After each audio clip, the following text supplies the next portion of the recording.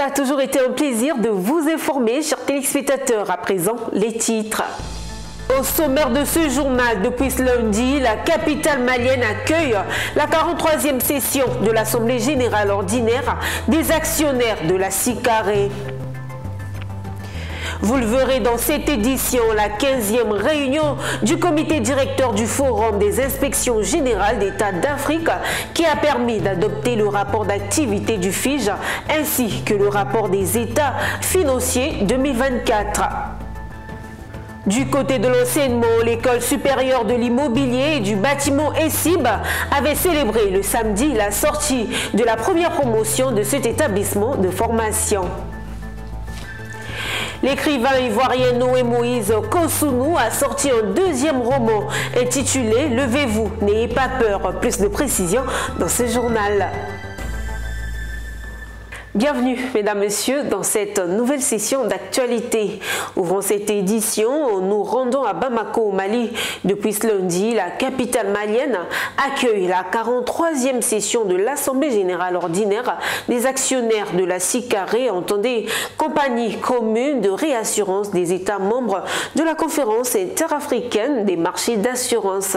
Les assises de Bamako sont destinées au cadre des sociétés d'assurance vie et non-vie, ainsi qu'aux administrations de contrôle. Retour sur la cérémonie d'ouverture de cette 43e AGO de la SICARE. Suivez. Bamako, capitale du Mali, accueille depuis ce lundi l'Assemblée générale ordinaire des actionnaires de la SICARE, entendez, compagnie commune de réassurance des États membres de la conférence interafricaine des marchés d'assurance, CIMA.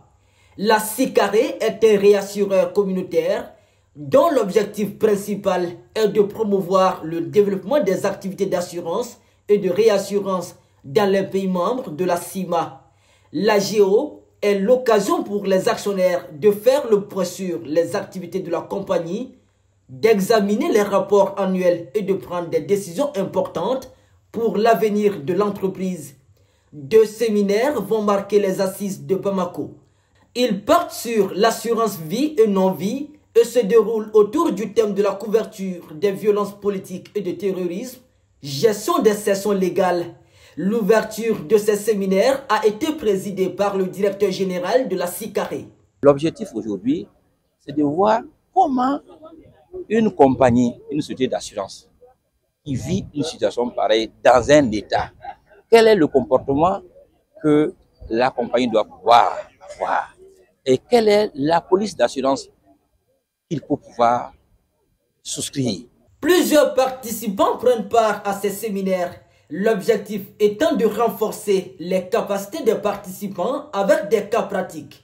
Les séminaristes fondent l'espoir qu'ils ressortiront plus aguerris face à un environnement de plus en plus concurrentiel. C'est des sujets qui sont d'actualité et donc nous sommes là pour répondre massivement présents à cette formation. Et que la SICARE a l'habitude d'organiser un partenaire qui nous accompagne dans la souscription, le partage des risques, mais qui nous accompagne également dans la formation. Quand un problème se pose en termes de sinistres d'une grande importance, ce sont les réassureurs du monde entier qui se retrouvent en termes d'appel de fonds à faire face à un sinistre important qui s'est produit dans une localité donnée. Donc c'est cet exercice qu'on essaie de faire. Voyons le contexte du pays maintenant. Les assureurs auront beaucoup besoin de connaître les procédures de la souscription de la branche violence politique pour pouvoir commercialiser. Présente dans plus de 11 pays, la SICARE a plus de 40 ans d'existence. Elle entend protéger efficacement les populations ainsi que leurs investissements. Toujours en actualité, ce 16 juin 2025 à l'hôtel Ivoire d'Abidjan, la 15e réunion du comité directeur du Forum des inspections générales d'État d'Afrique a permis d'adopter le rapport d'activité du FIGE, le rapport des États financiers 2024 et faire des recommandations pour la bonne marche de l'institution. Cela témoigne de l'engagement de la région pour une meilleure gouvernance et une gestion transparente des ressources publiques. Générosa Kwadio. Une rencontre décisive pour l'avenir de la formation et du renforcement des capacités au sein des inspections générales d'État. À Abidjan, les membres du comité directeur du Forum des inspections générales d'État d'Afrique, FIGE, ont validé 2 documents majeurs émanant de leur institut de formation, l'IFIGE. Créé en 2012 en Angola, cet institut joue un rôle central dans la montée en compétence des corps de contrôle des acteurs d'État du continent. La présentation du rapport d'activité 2024 et des états financiers de l'Institut a été assurée par Pepita Gomez-Nyang, sa directrice générale. Le comité directeur qui s'est présenté aujourd'hui, devant lequel nous avons présenté notre rapport, est à la fois mon conseil d'administration, c'est-à-dire le conseil d'administration de l'Institut du FIGE. Chaque année, comme je vous l'ai dit, je suis astreinte à présenter mon rapport d'activité et financier de l'exercice N-1. Cette année, c'est l'année 2024 pour approbation.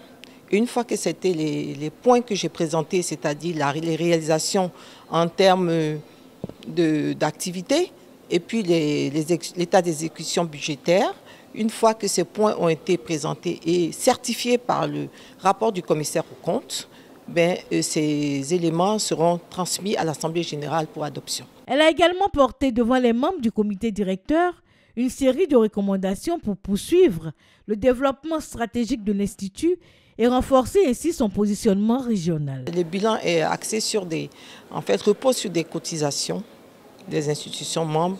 Et malheureusement, en Afrique, c'est là où le bas blesse. Les cotisations ne suivent toujours pas les idées. Alors, j'ai proposé des idées alternatives, c'est-à-dire élargir les partenariats à d'autres institutions, bailleurs de fonds, qui vont nous permettre de renforcer ces ressources-là qui sont uniquement basées sur les cotisations, et ces cotisations ne sont pas du tout respectées, ne sont pas réglées par la plupart des institutions, et ça commence à jouer sur la capacité de l'Institut à pouvoir assurer ses activités et ses missions. Pendant 12 ans, nous n'avons pas eu les moyens qu'il faut pour fonctionner, mais le comité directeur m'a donné du courage de poursuivre en prenant des décisions fermes.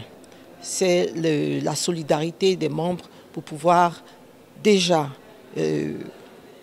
continuer de cotiser, c'est-à-dire de respecter les engagements qu'ils ont pris, et surtout de pouvoir renforcer les aspects activités de formation. Prochaine étape, la mise en œuvre concrète de ces orientations dans les États membres du FIGE en vue d'une gouvernance publique plus efficace, transparente et tournée vers les résultats. Du côté de l'enseignement, l'École supérieure de l'immobilier et du bâtiment ESIB, nous l'avons dit au titre, avait célébré le samedi 14 juin la sortie de la première promotion de cet établissement de formation. Notez que l'objectif de cette école est d'accompagner l'État de Côte d'Ivoire dans la promotion de l'immobilier et du bâtiment de qualité en participant à la formation des agents du secteur. La cérémonie de la remise de certificats aux récipiendaires s'était déroulée en présence de nombreux invités à la salle du Cercle du Rail au plateau Pierre-Tebeu pour des précisions. C'est une première promotion qui entre dans l'histoire d'un rêve, celui de la promotrice de l'ESIB. Ils sont 7 récipiendaires issus de l'École supérieure de l'immobilier et du bâtiment, option locative, à avoir reçu ce samedi leur certificat de fin de formation. Durant 4 mois, ils ont suivi les cours sur les questions immobilières en Côte d'Ivoire. Ils ont reçu leur certificat des mains de la marraine de la promotion, du représentant du ministre en charge de la construction et de la fondatrice. Des moments qui sanctionnent des mois de sacrifice et au bout de la peine, le bonheur tant attendu. Comme on l'a dit tout à l'heure, c'est bien plus qu'un certificat, c'est un engagement qu'on prend de mettre en pratique tout ce qu'on a appris. Et avec la directrice qui est également la présidente de la Chambre du droit immobilier en Côte d'Ivoire, avec notre marraine qui est un pilier en Côte d'Ivoire et le représentant du ministre qui était là, on a l'engagement de porter haut tout ce qui nous a été appris, de porter les valeurs de rigueur, d'excellence, afin de pouvoir être des instruments pour l'immobilier en Côte d'Ivoire. La marraine pense poursuivre l'encadrement de ses filleuls au-delà de l'ESIB. Quant aux représentants du ministre en charge de la construction, il s'est dit confiant de l'apport de cette école dans la formation de la jeunesse ivoirienne. Vous doutez bien que je suis dans l'émotion. C'est pour moi un très très grand honneur d'être là aujourd'hui et d'avoir été choisie pour marraine. Il faut savoir que nos valeurs, mes valeurs, sont la rigueur, sont, on va dire, l'excellence, j'en parlais tout à l'heure. Il faut se dire chaque jour qu'il faut qu'on atteigne l'excellence. Le message du ministre, il est connu. Lorsque nous sommes venus, nous avons demandé à tous ces récipiendaires d'assurer la relève du ministère partout où ils seront. Alors tous ces jeunes que nous avons vus aujourd'hui, à ceux-là nous avons dit ceci. Aujourd'hui, c'est la fin d'une formation, mais c'est le début de ce qui doit être fait. Un choix porté par la promotrice qui entend accompagner l'État de Côte d'Ivoire dans la formation des agents immobiliers de qualité. Ah, ma joie, elle est immense, elle est grande parce que vous savez, c'est comme un bébé. Quand on le voit pour la première fois, on ne peut être que heureux. Et puis savoir qu'on pourra participer à l'amélioration du cadre de vie des populations au travers de professionnels qui maîtriseront toutes les questions de logement, de construction, les questions juridiques, les questions financières et même parfois des questions sociales, c'est vraiment une grande et immense joie. Cette formation porte un programme qui permet d'outiller les apprenants sur les questions immobilières en Côte d'Ivoire. Au-delà des certificats attribués en fin de formation, l'ESIB dispose de plusieurs filières de formation alignées sur le système LMD. Changement de chapitre, l'écrivain ivoirien Noé Moïse Kossonou a sorti un deuxième roman. Ce dernier est intitulé « Levez-vous, n'ayez pas peur ». La première de l'œuvre s'était déroulée le samedi 14 juin devant parents, amis et connaissances. « Levez-vous, n'ayez pas peur » est une invite à la responsabilité des peuples en général et des Ivoiriens en particulier face à leurs dirigeants. Notre reporter Philippe Zabou a assisté à la présentation et à la dédicace du livre. Suivons ensemble son reportage. Levez-vous, n'ayez pas peur se déploie en deux mouvements puissants. La première partie, le numérateur, plonge dans l'âme des dirigeants politiques, scrutant leurs responsabilités face au peuple qu'ils doivent servir. La seconde partie, le dénominateur, se pointe sur le comportement du peuple à travers les couches sociales qui le représentent. Quand le numérateur ne joue pas son rôle, le dénominateur doit se lever sans avoir peur. Celui qui ne doit pas avoir peur, c'est celui-là même qui est détenteur en fait, du pouvoir. Le vrai détenteur du pouvoir dans une démocratie, c'est le peuple. Il faut qu'il prenne conscience que c'est lui le vrai détenteur du pouvoir. Et que les gouvernants ne sont pas des détenteurs du pouvoir, ils ne sont que des mandataires. Et je le dis de manière très forte.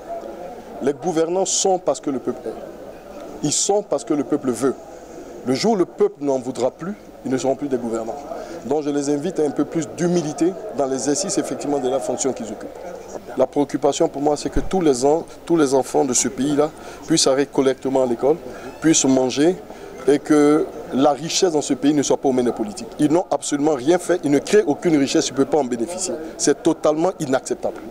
La présentation de l'ouvrage a donné lieu à des échanges vibrants entre l'auteur et son public. Les discussions ont confirmé une évidence. Ce roman est une œuvre engagée. Chacun a peur aujourd'hui, on se demande pourquoi, sauf que ce n'est pas la peur qui va construire nos pays. Nous devons ensemble discuter et c'est de la somme de toutes ces discussions que va naître la vérité. Ce n'est pas contre quelqu'un, ça ne doit pas être personnel, c'est simplement le fait que tant qu'on ne parle pas, les idées meurent au fond de nous-mêmes. Et nous avons besoin de changer notre environnement.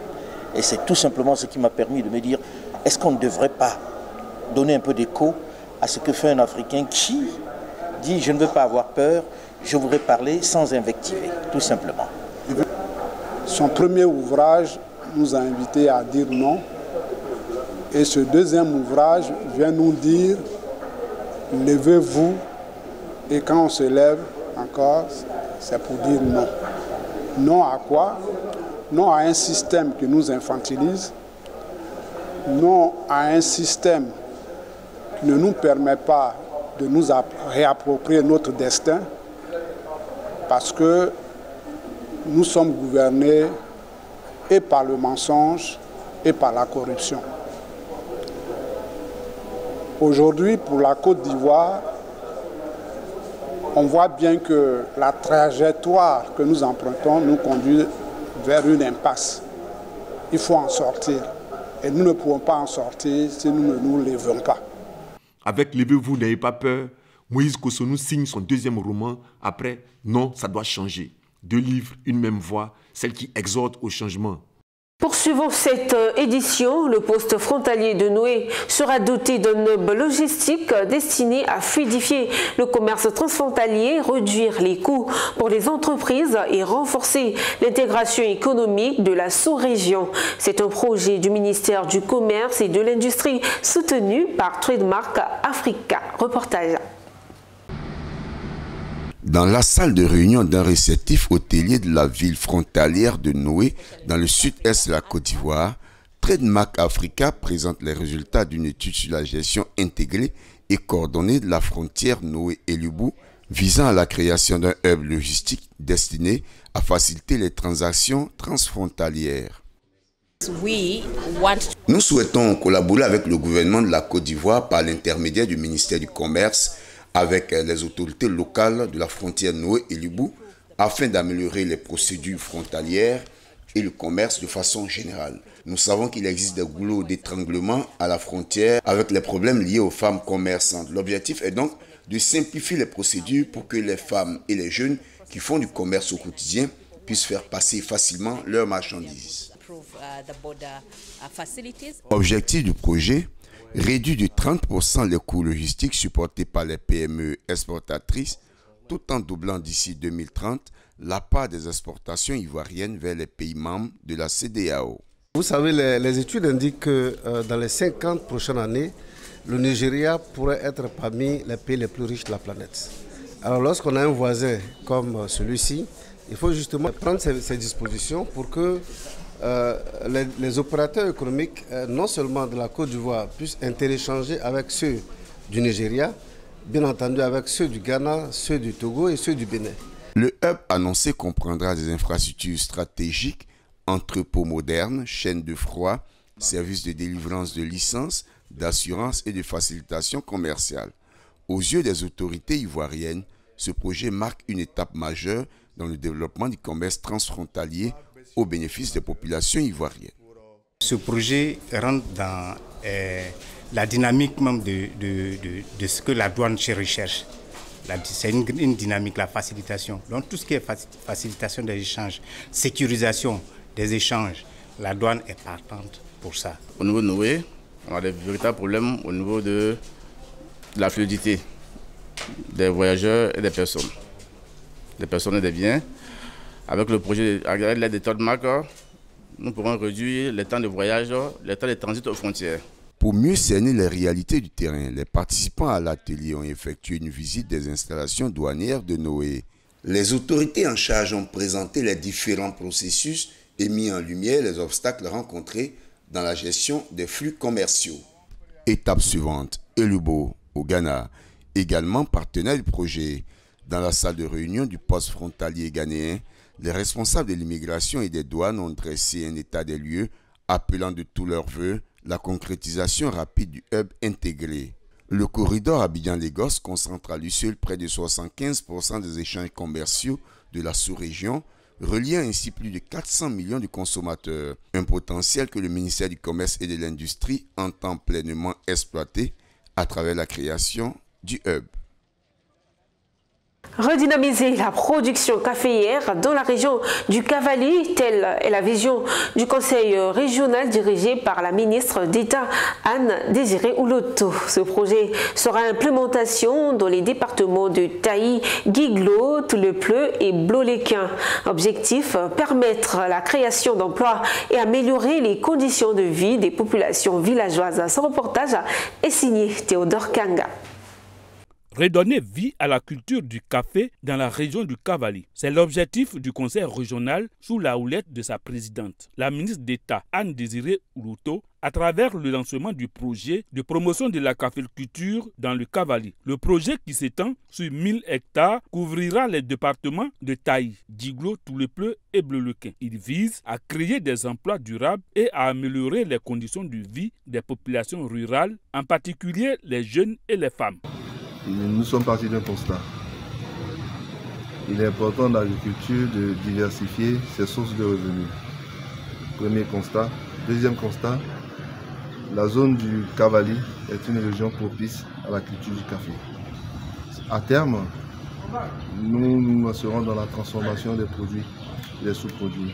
Le représentant de la ministre Anne-Désirée Oulouto a salué cette initiative du Conseil. Il a par ailleurs insisté sur la rentabilité actuelle du café, notamment grâce au prix indicatif fixé par le gouvernement. C'est pourquoi a-t-il invité les populations à s'approprier cette opportunité pour diversifier leur culture et sécuriser leurs revenus.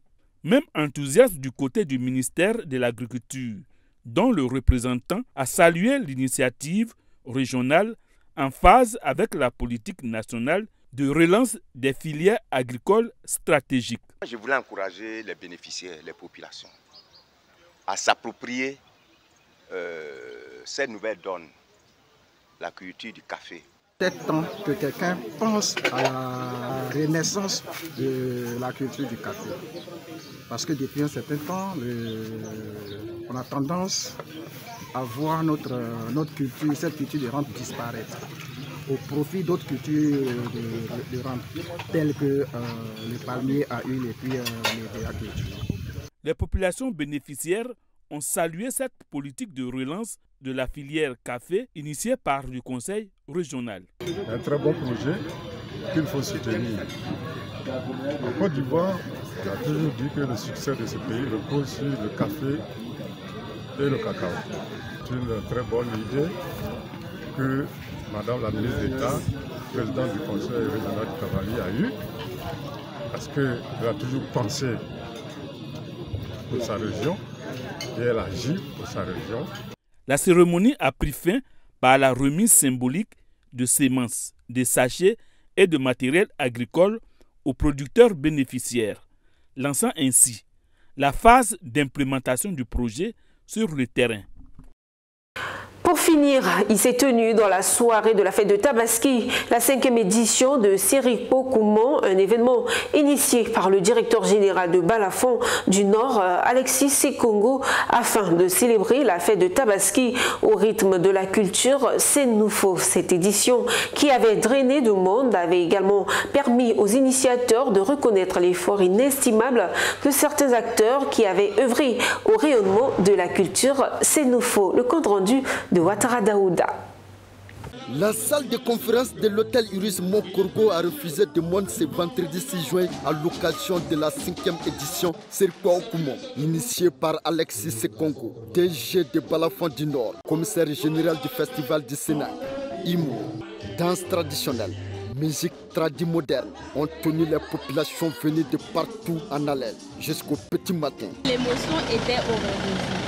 En tout cas, j'ai aimé la diversité de la culture sénoufo, telle que les danses, les chants et autres. En tout cas, on s'est très bien amusé. Eux, on compte revenir encore l'année prochaine. J'ai aimé la soirée, j'ai aimé les festivités, j'ai aimé l'ambiance au fait.